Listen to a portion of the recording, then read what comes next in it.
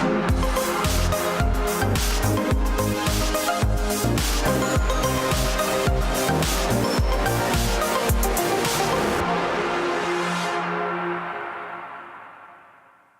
right now, would you give a very warm welcome as our Associate Vicar, Dan Millest, comes to speak to us. Dan, over to you. Hey, morning. Good morning.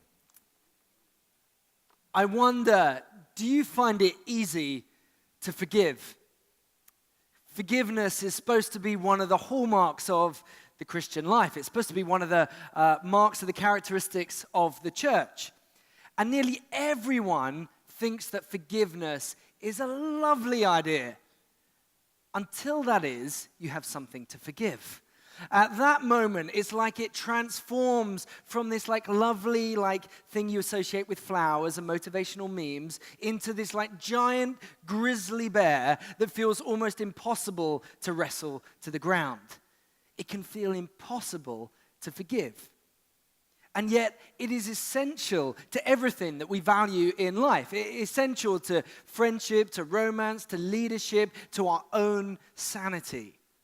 And so in our reading today, we're going to look at a key moment in the life of David. Because what I love about David is you see in his life forgiveness fleshed out. David is being chased by King Saul. If you were here last week, this is a different Saul. They obviously didn't have enough names to go around, but this is a different Saul, and Saul's chasing David. And time again, David refuses to retaliate. You see what forgiveness is like fleshed out. You see what forgiveness costs. And so our reading is 1 Samuel chapter 24. But before we read it, I have to give a little disclaimer. This story, slightly immodest in places. It revolves basically totally around a man going to the toilets. So apologies for that if you're still finishing your breakfast. My apologies. But in its defense, it is the most wonderful and lovely story of redemption involving a man doing a poo in a cave in all of Scripture. So here's our reading. It'll come up on the screen. After Saul returned from pursuing the Philistines, he was told, David is in the desert of En-Gedi. So Saul took 3,000 able young men from all Israel and set out to look for David for his men near the crags of the wild goats. He came to the sheep pens along the way. A cave was there, and Saul went in to relieve himself. David and his men were far at the back of the cave, and the men said, this is the day that the Lord spoke of when he said to you, I will give your enemy into your hands to deal with as you wish. Then David crept up unnoticed and cut off the corner of Saul's robe. Afterwards, David was conscience-stricken for having cut off the corner of his robe, and he said to his men, the Lord forbid that I should have done such a thing to my master, the Lord's anointed, or lay my hand on him, for he's the anointed of the Lord. With these words, David sharply rebuked his men and did not allow them to attack Saul, and Saul left the cave and went on his way. Then David went out of the cave and called to Saul, my Lord the king. When Saul looked behind him, David bowed down and prostrated himself with his face to the ground. He said to Saul, why do you listen when men say David is bent on harming you? This day you've seen with your very own eyes how the Lord gave you into my hands in the cave. Some urged me to kill you, but I spared you and said, I will not lay my hand on the Lord, on my Lord, because he is the Lord's anointed. See, my father, look at this piece of your robe in my hand. I cut off the corner of your robe, but did not kill you. See, there is nothing in my hand to indicate that I'm guilty of wrongdoing or rebellion. I have not wronged you, but you are hunting me down to take my life. May the Lord judge between you and I. May the Lord judge between you and me, and may the Lord avenge the wrongs you have done to me. But my hand will not touch you. As the old saying goes, from evildoers come evil deeds, so my hand will not touch you. Against whom has the king of Israel come out? Who are you pursuing? A dead dog, a flea? May the Lord judge and decide between us. May he consider my cause and uphold it. May he vindicate me and deliver me from your hand. When David had finished saying this, Saul asked, is that your voice? Is that your voice, David, my son? and he wept aloud. You are more righteous than I, he said. You have treated me well, but I've treated you badly. You have just now told me about the good you did to me. The Lord gave me into your hands, but you did not kill me. When a man finds his enemy, does he let him get away unharmed? May the Lord reward you well for the way you've treated me today. I know that you will surely be king, and the kingdom of Israel will be established into your hands. Now swear to me by the Lord that you will not kill off any of my descendants or wipe out my name from my father's family. So David gave his oath to Saul. Then Saul returned home, and David and his men went to the stronghold. Amen. David knew how to forgive. More than anyone prior to Jesus, David loved his enemies. And it cost him. Forgiveness costs. In the New Testament, whenever it's speaking of forgiveness, often it's in monetary terms, in speaking of debts. And it's a really good picture because if you forgive somebody a debt, it doesn't just disappear. Either I pay or you pay, but either way, someone pays. And it's the same in this story. When the backstory to this is Saul was king, and he had abandoned the Lord. And so the Lord had chosen somebody else to be his successor, David. And for this reason and many other things around jealousy, Saul hates David and tries to kill him. And David refuses to retaliate. See, David is rightfully king. When Saul dies, David will become king. And so when David refuses to kill his enemy, when he forgives, he's dying to his rights. When David says in verse 10, "Some urged me to kill you, but I spared you," David is dying to the right to be king. If David kills Saul, David goes to the palace and Saul stays in the cave. But as he forgives him, it means that Saul goes back to the palace and David remains in the cave. Forgiveness is dying to your rights. Forgiveness is costly. In fact, forgiveness is dying to three whole areas of your rights. Three areas we see David die to in this story. And three areas that if you and I ever want to forgive, we have to give up our rights as well. The first right that we see David give his right up to is the right to repayment. In verse 12, he says this, "May the Lord avenge the wrongs you have done to me." When someone does something against you, the first instinct is to go, okay, you pay me back. It's repayment time. But the truth is, they can't. I mean, for example, imagine someone took your dog. They took your dog, and then eventually they gave it back. They've given you the object back. They can repay the object, but they can't repay the offense. They can't make up for the time lost spent with your dog, or the worry caused to your dog, or the emotional damage done to you and your dog, or replace dog with another animal if that's not your thing. But the point is, even though they can give back the object, they can't repay the offense. And if that's true with possessions, how much more if somebody sins against you the way Saul sinned against David? There is no way to repay. In demanding repayment, we're binding ourselves to an impossible situation. We're waiting for a train that will never arrive. And forgiveness has been defined in this way. Somebody described it like this: it's giving up hope for a better past. It's knowing that nothing that can happen in the future will undo what has been done.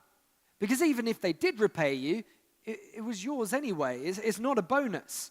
Saul says this to David, "I know that you will surely be king, and the kingdom of Israel will be established into your hands." And if I was David, I'd be thinking, good, right, brilliant. You abdicate, I'll go and take the throne, and if I'm feeling nice, you can sit at my table as well. But Saul doesn't do that.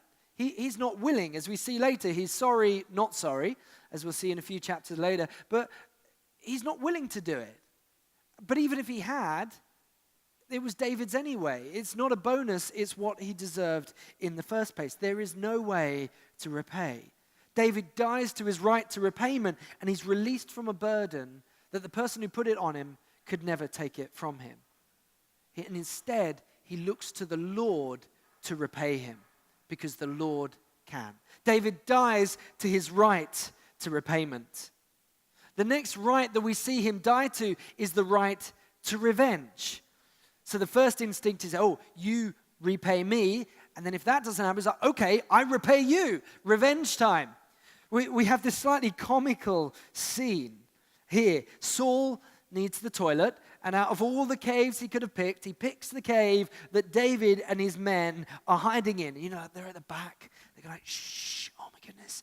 Here comes Saul. They're like, oh gosh, he's coming to get us. And then they're like, oh, even worse, he's going to the toilet. Nobody look. One of them's just started eating a prawn cracker. He's like trying to like eat it quietly. And then suddenly it dawns on them, no, this is the moment to get him. This is revenge time. And so David like shimmies up. And you slightly have to wonder how loud Saul's bowel movements are, that he didn't hear him coming. But he shimmies up, and you think this is the moment he's going to get him. This is the perfect moment. You've caught him literally with his pants down. This is like every revenge fantasy. Like, not only can you get them back, but you get to embarrass them as well. And then David cuts off the corner of his robe and then shimmies back. David gives up the right to revenge. And that can be so hard. It can be so hard because it feels so deserved. It feels even divinely justified. The men obviously believe that. They say this is the day the Lord spoke of when he said to you, I will give your enemy into your hands for you to deal with as you wish. They're like, this is God's will. He intends it. Revenge feels divinely justified. But the problem is, like repayment, it doesn't do what we think it will do. The first problem with revenge is that we're not very good at repayment. We're not very good at getting back. We're not very good at getting evenly. We always like give a little bit extra. It's very generous when it comes to repaying someone. The only fight I was ever in at school was because of this, because we escalate things. Somebody called me a name, so I called him a worse name. He threw something at me. I overreacted. He had to pick it up, so I kicked him in the head. Things just escalate. It's the story of nearly every conflict in society. It makes things worse. But even worse than that, it doesn't work. The hurt that's been done to you is not healed by taking revenge. Now, this doesn't mean, giving up our right to revenge doesn't mean we don't report what was done. You can totally forgive and call the police. You can totally forgive and report what is done. Giving up our right to revenge is not protecting people from the debt they owe to society or to the law. It's just giving up our right to add extra debts on top. David dies to his right to revenge. The last R, this sermon was brought to you by the letter R, that we see David give up was his right to resentment. And this is probably the hardest one, because whereas the other two are external, this is mostly internal. Do you know what? You can be full of resentment and mostly no one will ever know. You can appear to be really lovely and holy and cheerful, and on the inside be like a sea of rage. And it's like on the outside, it's like, honestly, I'm fine. Translation: my brain is scathing with pure rage. No one, for the most part, will ever know. But eventually, it overflows, which is why David gives up his right to resentment. You know, as Saul finishes up, wanders, gets redressed, leaves the cave, David follows him. And in that moment, I'd have probably been like, hey, David, feel the breeze? You're wearing a robe. It's now a miniskirt. You look stupid. But David doesn't do that. He comes out, and this is what he says. He says, see, my father. Look at this piece of the robe in my hand. I cut off the corner of your robe, but I did not kill you. Those words ooze with grace, my father. David has so much to be resentful for. Saul has tried to kill him. He's driven him away from his possessions, his family, his friends. He's been on the run for 10 years. And now David only has one thing. He has his cave, one nice place to rest his head. And then Saul comes in and soils on his doorstep. It's like the one thing he had, he took away from him. He has so much to resent, and yet he gives up his right to resentment because he knows the effect it will have. Now, giving up our right to resentment is not denying what has been done. David is not a people pleaser. He's not like, oh, it wasn't that bad, or I probably deserved it. He says this, I have not wronged you, but you are hunting me down to take my life. He says, I am innocent, you are not. Forgiveness is not denying their wrongs, but dying to our rights. Forgiveness is not denying their wrongs, it's dying to our rights to hold those wrongs against them and demanding that they repay them back. And in doing that, you have to feel the force. You have to feel the force of what they did, name it, and then release it. And this is why forgiveness is essential, because bitterness and resentment are dangerous. The more you resent somebody, the more it cuts you off from being in relationship with them. And the effect of that is you end up not so much hating them as you hate a caricature of them in your mind. It starts out that they meant you lost out on a promotion or a position or a relationship, and eventually, through resentment, they slowly morph into pure evil. We see this with Saul. As David finishes his speech, Saul says, "Is that your voice, David, my son?" It's like the fog's clearing. For 10 years, he's been chasing this imaginary picture of this traitor David, ignoring his character, his loyalty, his faithfulness. But in that moment, he's confronted with him and realizes he's got it completely wrong. Resentment makes it harder to forgive because the more you resent somebody, the less human they appear, the less like you they appear, and so the harder it is to have mercy upon them. You often find people who can't forgive find it really hard to accept that God could forgive them. Withholding mercy from others cuts us off from God's mercy. It's why Jesus says, "Blessed are the merciful, for they will be shown mercy." Or in other words, never be stingy with mercy. We see the difference mercy makes. It's the absolute opposite to resentment. You see, Saul, in the previous chapter, is told exactly the same thing as David is told in our story. He's told, your enemy is cornered. And Saul says this, God has delivered him into my hands. And he sets out on murder. But when David hears the same thing, he sets out on mercy. By dying to resentment, David is able to forgive not just in those clear moments where you're feeling happy. He's able to forgive in the heat of the battle when the stakes are the highest. And we see that his death to resentment is complete because at the end, like Saul is pretty cheeky. Saul asks for a favor after all of this. He says, "Now swear to me by the Lord that you will not kill off any of my descendants or wipe out my name from my father's family." It's like, you don't ask for much, mate, do you? It's like David's like, okay. And the incredible thing is he means it. You know when you've truly forgiven, when you're able to mourn when somebody mourns, and when you're able to rejoice when they rejoice, and not the opposite. And David does that. When Saul eventually dies, David mourns and he keeps this promise. David dies to his right to repayment, to revenge, to resentment. But what is important to note is that forgiveness does not necessarily mean reconciliation. It does not necessarily mean you will be best friends with them. You can totally forgive somebody and not be in relationship with them. It might not be possible. They might not be in your life, or they may not be around. They may not be alive, or it might not be helpful or safe to do so. An abuse victim can totally forgive their abuser and never see them again. And that's what happens with David and Saul. Saul apologizes. He even weeps. But he's sorry, not sorry. And 2 chapters later, he's doing the very same things again. David forgives him, but he does not trust him. And so we read in our last verse, "Then Saul returned home, but David and his men went up to the stronghold." That is the picture of what forgiveness costs. David, because Saul goes back to the palace, and David remains in the cave. That is the cost of forgiveness. But it's not enough for us just to know this. We have to be active in forgiveness.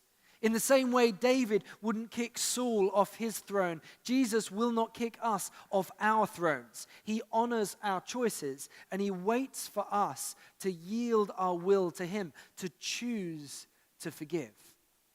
And the simplest way to do that is to turn what David did into a prayer and then pray it. Speaking it out aloud is often the most effective way to say, I'm going to decide to forgive even if I don't feel it. The prayer might go something like this: Lord, I want to forgive, insert name here. I give up my right to repayment because you alone, Lord, can repay. I give up my right to revenge because you alone, Lord, are judge. I give up my right to resentment because I don't want to be bitter. I release them to you. And Lord, I ask that you would bless them. And I don't know, I'm sure you're all more spiritual than me. But when I pray this, maybe for the first few times, there's a big bit that I don't really mean. I don't, it's like, Lord, bless them. Not really. Lord, really bless them. I don't mean it, but I want to mean it. Lord, bless them. I leave it to you. And the incredible thing is, you'll see that as you die to your rights, you'll see the Spirit move and bring resurrection life in the most astounding way. And I want you to know that this is really powerful stuff. A lady in our Alpha group, she gave me permission to share her story. She shared with us how she was abused by her father. And she said, I've carried that shame and pain for 30 years. And as we spoke about forgiveness on Alpha in our small group, she shared her story and her dilemma that she wanted to be rid of this. She wanted to forgive, but as you can imagine, found it impossible. And so as she shared this, somebody in the group encouraged her with the fact that if you're wanting to forgive but finding it impossible, the Spirit's already at work.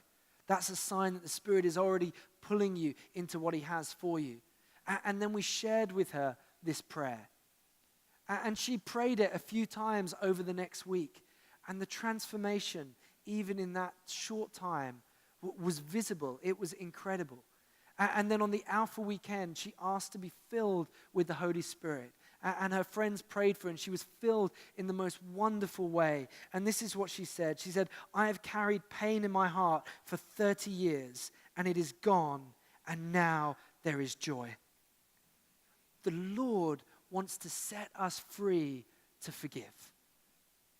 But how? How does this work? How can we be sure? Because there's a lot at stake as we give up our rights.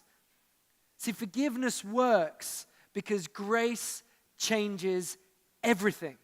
And we see it in every aspect of this story. David's been on the run for 10 years. He's hiding in a cave, and now the army amass outside, and it looks like game over. This cave of safety has been turned into a tomb of death. And then it all turns in a moment as his enemy comes in and makes himself vulnerable. This is David's moment for murder. And this is his moment to get his own back. This is his moment to take revenge. And instead, he mugs him with grace.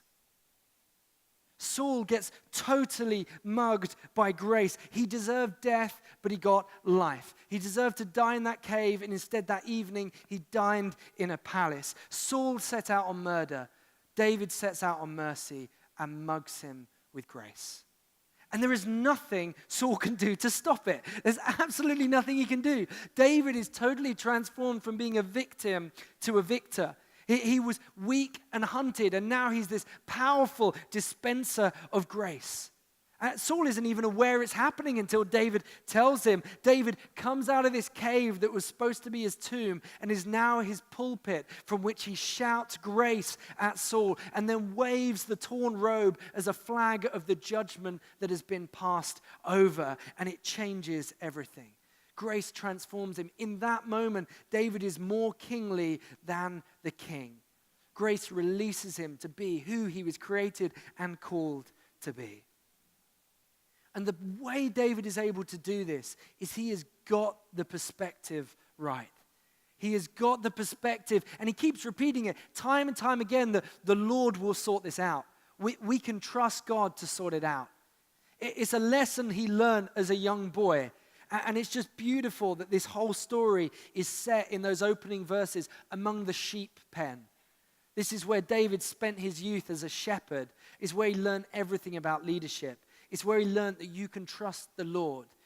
And he says, look, I'm just a sheep, and Saul is the shepherd. And he's not a very good shepherd, but I can trust the Lord to sort it out. And he can do that because he looks beyond earthly goings-on and authorities, and he looks beyond to see that we are all but sheep, and the Lord is our shepherd. And he is powerful to sort it out. And the Lord did sort it out. And David did not see it, but we have seen it, because the Lord is our shepherd, and that shepherd became a lamb. See, as important as it is that we do this for other people, it's more important that we know that this is what the Lord did and does for us. See, most days I am more like Saul on the toilet than I am David shouting about grace. I am more like caught up in resentment than I am in releasing forgiveness. And yet in that moment, when I'm at my lowest, in that moment when we are our most hostile, in that moment when we're doing those things we'd wish that no one would ever know that we would do, Jesus climbed behind our defenses and mugged us with grace. Jesus meets with us and he does everything that we cannot do for ourselves. David met Saul and said, "This is what you have done, and I refuse to hold it against you." This is grace and truth, and that is what Jesus does for us. And it cost him everything. He died to his right to repayment, to resentment, to revenge. He gave it all up, and he died in our place. And he was laid in a tomb.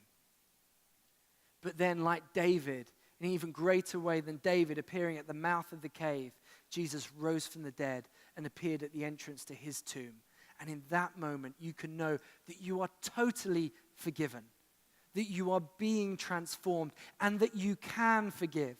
Because although it feels like death, with Jesus, every time there is a death, there is always a resurrection. And that is what Jesus invites us to receive in our life today, every day. It's what he invites us to come now and remember and receive as we share in communion now. Amen? Amen. Why don't we stand?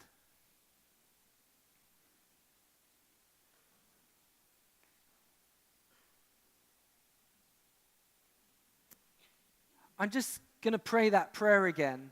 And if you've got someone that you know you need to forgive, you can just echo that in your heart now as a way to prepare, as a way to say, Lord, I release them to you, and I want to receive everything that you have for me now.